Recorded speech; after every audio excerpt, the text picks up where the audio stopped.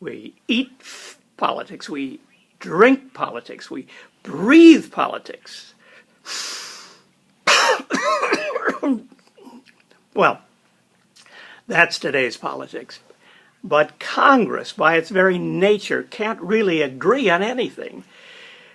That's like the joke when George Washington was president. Congress wanted to have a 4th of July parade, but nobody could agree on a date. Another joke, can't help it. George Washington was elected as the first president, and the capital was in Philadelphia, and the only thing people agreed on was that they didn't like where they were. They said, famously, anywhere but Philadelphia. So they said to Washington, they said, where do you want the capital to be? He said, anywhere but Washington. Can you imagine George Washington's capital being in Washington? It's the darndest coincidence I've ever heard of. But how did we decide on building a city here and naming it after Washington? Back in Congress, the northern and the southern states each wanted a capital on their side and debated whether farming or business was more important to the new country as a symbol. They fought and finally got it down to 16 potential sites for the capital, most of them in the north.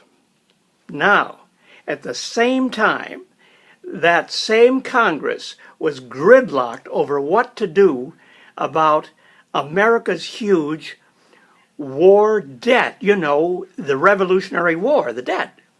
Alexander Hamilton wanted the federal government to simplify things by assuming all the states' debts. But some states had already paid off their debts, so if they were taxed to help the other states, they would be, in effect, be paying twice. Many of these states were in the South, and they also distrusted putting power in the hands of the federal government. Sounds familiar, doesn't it? One of the states that was finding Hamilton hardest on his debt program was Virginia, right across the border here. Virginia was the home of George Washington and a lot of influential politicians, Thomas Jefferson, James Madison. Madison spoke out against Hamilton's plan, and he was voted out. And here's a little secret that this new nation seemed in danger of falling apart right there, and then it would all be over. So, in July of 1790, Jefferson invited Hamilton and Madison to dinner at his Manhattan residence. And the three founding fathers struck a political deal.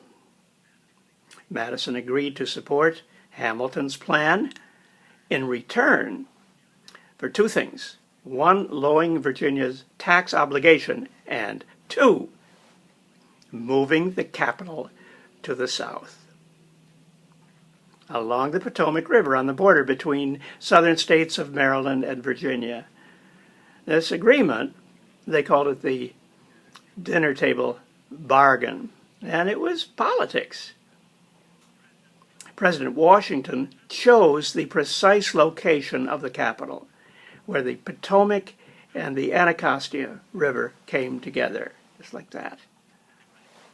I'll finish off with a little story. To design the capital, Washington chose the Parisian-born architect and city planner Pierre L'Enfant, whose battles in the Revolutionary War were nothing compared with the battles he fought with the administration. He laid out the city with artistic genius, but politics. He ticked off the wrong committee. And halfway through the job, they fired him, and he didn't get paid. We stiffed him for 25 years, and by that time, Washington was long dead. This is a tough town. I could tell you that Pierre L'Enfant went back to Paris and designed the monument for Napoleon's tomb, but that would be a lie. He was an American, so he died broke. And he's buried right here in Prince George's County. And believe me, the government didn't pay for that funeral. Politics.